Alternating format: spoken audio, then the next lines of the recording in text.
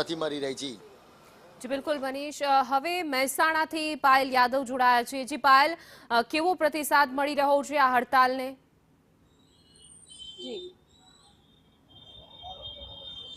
ચોક્કસ જે પ્રકારે રાજ્યભરની હડતાલ જે છે તેમાં અત્યારે મહેસાણાની વાત કરવામાં આવે તો મહેસાણામાં 1500 જેટલી ફાર્માસિસ્ટની જે દુકાનો છે તે બંધ રહેવાની છે અને તેમનો જે વિરોધ છે તેમાં જે ઓનલાઈન ફાર્માસિસ્ટ છે અને કોર્પોરેટ ડિસ્કાઉન્ટના વિરોધમાં આજે ગુજરાત કેમિસ્ટ એન્ડ ડ્રગિસ્ટ એસોસિએશનના આહવાન હેઠળ ગુજરાતભરના દવાના બજારો બંધ રહેવાના છે। ત્યારે મહેસાણાની 1500 દુકાનો આજે સજ્જડ બંધ જોવા મળી છે જોડાયું છે, કારણ કે મહેસાણા શહેર સહિત જે જિલ્લાની અંદર જે 1500 જેટલી કેમિસ્ટની દુકાનો છે તે પણ બંધ રહેવાની છે। આ આંદોલનના ફાર્મસીના અસ્તિત્વ અને ઓફલાઈન જે વેપારીઓ છે તેમના રક્ષણ માટે કરવામાં આવી રહ્યું છે, કારણ કે ઓનલાઈન ફાર્મસી પર સેન્ટ્રલ પોર્ટલ ગોઠવવાની જે અત્યારે હાલમાં જે કહી શકાય કે માંગ છે કરવામાં આવી રહી છે। ઓનલાઈન દવાઓના વેચાણથી લોકોના સ્વાસ્થ્ય સાથે ચેડા જે છે કહી રહ્યા છે અને નાના ફાર્માસિસ્ટ જે વેપારીઓ છે તેમના રોજગાર પર ગંભીર અસર જે છે તે પડી રહી છે। તેને રોકવા માટેનું આ આંદોલન જે છે તે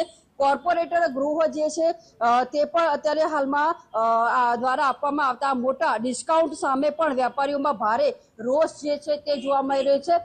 ખાસ વાત કરવામાં આવે તો 3 થી 4 તેમના જે ગંભીર મુદ્દાઓ છે તેને લઈને આ આંદોલન જે છે તે કરવામાં આવી રહ્યું છે। ત્યારે જે 1500 જેટલી દુકાનો મહેસાણામાં છે તે તમામ આજે સજ્જડ બંધ જોવા મળી રહી છે અને તેઓએ બંધ પાડ્યું છે।